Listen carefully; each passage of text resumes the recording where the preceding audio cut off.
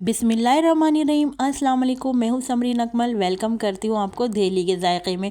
उम्मीद करती हूँ आप लोग खैरियत से होंगे। आज हम आपके साथ शेयर करेंगे बिल्कुल देसी शोरबा बनाने की ऑथेंटिक रेसिपी। जी हाँ, वैसे तो ये लाहौर में नाश्ते में सिरपाई के बाद यही शोरबा जो है ज़ायकेदार बनता है। बहुत टेस्टी इसका शोरबा बनता है और लोग इसको जो है नाश्ते में नान के साथ खाते हैं बहुत ज़ौक़ व शौक़ से।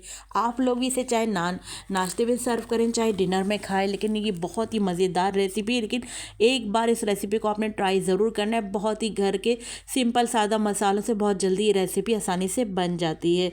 तो चलिए रेसिपी बनाना स्टार्ट कर लेते हैं।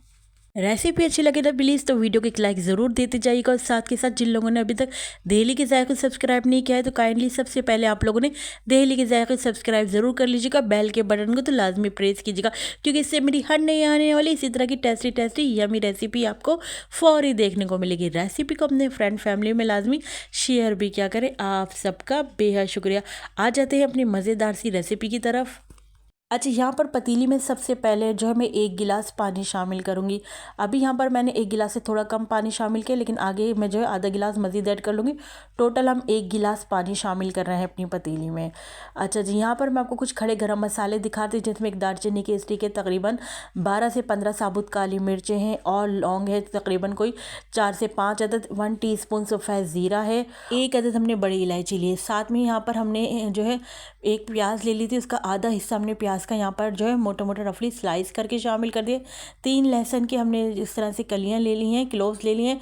साथ में 1 इंच का हमने टुकड़ा अदरक का ले लिया है, ये शामिल कर देंगे लहसुन अदरक। यहाँ पर टीस्पून नमक, 1/4 टीस्पून ही हल्दी शामिल करी है और 1/2 टीस्पून हमने साबुत धनिया शामिल किया है और तकरीबन 450 ग्राम के आसपास हमने यहाँ पर चिकन शामिल कर दी है। अच्छा, इस रेसिपी को आप जो है देसी चिकन से भी बना सकते हैं, ये आपकी मर्ज़ी है। यहाँ पर तमाम इंग्रेडिएंट्स जो हमने ऐड किए हैं उसमें हमने चिकन शामिल करके चिकन में अच्छे तरीके से हम जो है मिक्स कर रहे हैं। देखिए, हमने कहा था ना आगे चलकर हम पानी आधा गिलास और ऐड करेंगे, यानी टोटल हमने इस रेसिपी में इस पतीली में हमने 1 गिलास पानी का शामिल किया है। अच्छा जी, यहाँ पर हमारी जो है यखनी बन रही है तो हम एक कवर लगा के रख देते हैं। चिकन को हमने यहाँ पर फुल गला लेना है, तो कवर लगा के रख देते हैं तकरीबन यहाँ पर हम 15 से 20 मिनट के लिए। चलिए जी, यहाँ पर हमारी जो चिकन की यखनी बन रही है तो यहाँ पर देखिए 15 से 20 मिनट हो गए। तो ये देखिए मैं आपको दिखा रही थी, यहाँ पर हमारी यखनी तैयार हो गई है और चिकन भी देखिए मैं आपको चेक करा थी। ये देखिए चिकन भी माशाल्लाह से यहाँ पर बहुत अच्छे से गल गई है। चलिए जी, इसको अब हम एक साइड पे रख देते हैं। आ जाते हैं नेक्स्ट स्टेप पे। अच्छा, बाज़ लोगों को कंप्लेन होती है कि जब मैं 2 पतीलियाँ यूज़ करती हूँ कुकिंग टाइम में तो कहते हैं जी इतनी मेहनत कौन करेगा। मैं कहती हूँ अच्छी चीज़ पकाने के लिए थोड़ी सी मेहनत तो करनी पड़ती है। आप चाहें तो इसी रेसिपी में सब काम कर लीजिए। इसी में आपने ऑयल शामिल कर लीजिए और जो जो मैं इंग्रेडिएंट्स ऐड करूँगी। अच्छा, बस आपने फ्राई प्याज ऐड करनी है उस टाइम ना। अच्छा जी, यहाँ पर हमने दूसरी पतीली ली, इसमें हमने है ना ऑयल शामिल किया और हमने यहाँ पर देखिए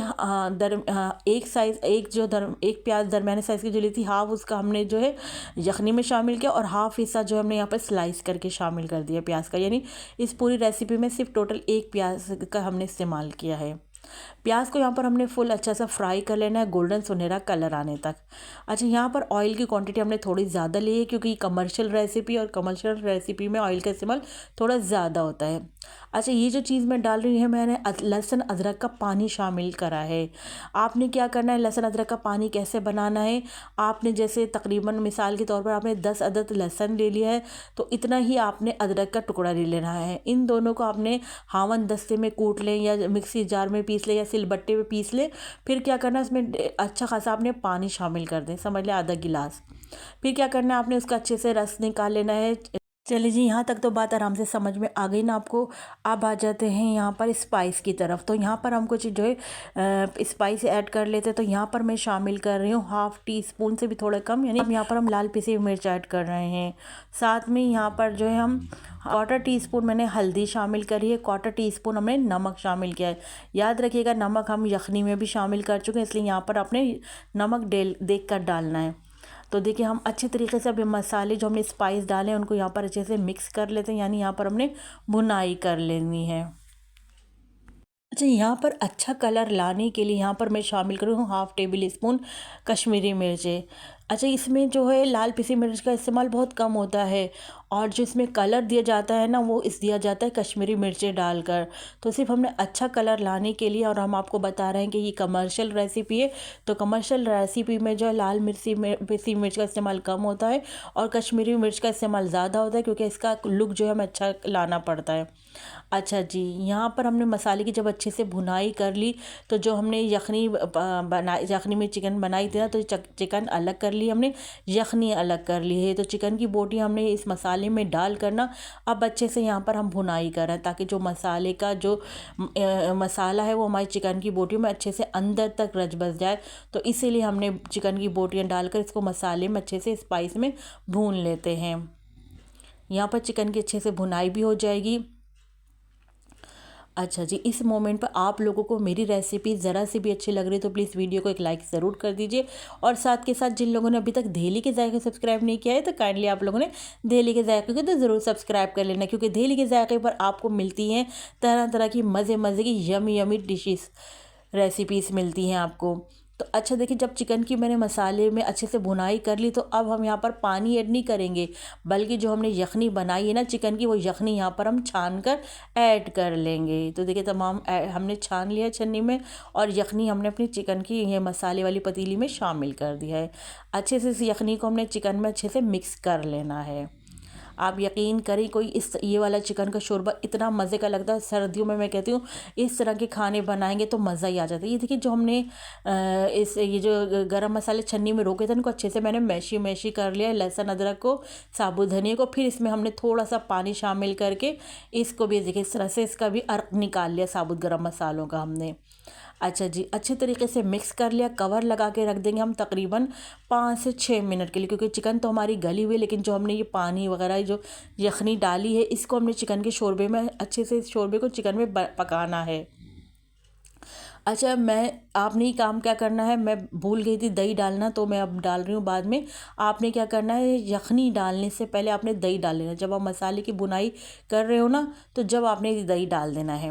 اچھا جی، بعد میں کیا ہوتا ہے، پانی جب ہو شوربے میں تو دہی ڈالتے تو کیا ہوتا ہے، لمس بن جاتے ہیں، نہیں گٹھلیاں بن جاتی ہیں، تو میں نے کیا کیا، پہلے دہی کو اچھے سے مکس کیا، اچھے سے خوب پھینٹا بیٹ کر لیا، تو پھر میں نے کیا کرا، اس دہی میں تھوڑا سا پانی ڈال کر دہی کو نا لکوڈ ہی کر لیا۔ اب جیسے ہم نے دہی کو لکوڈ کر لیا نا، تو وہ دہی ہم نے لکوڈ والا اس میں شامل کرتے تو دیکھیں بالکل بھی لمس نہیں بنے۔ دہی میں بتا دوں 2 ٹیبل اسپون ہم نے دہی کا استعمال کیا یہاں پر۔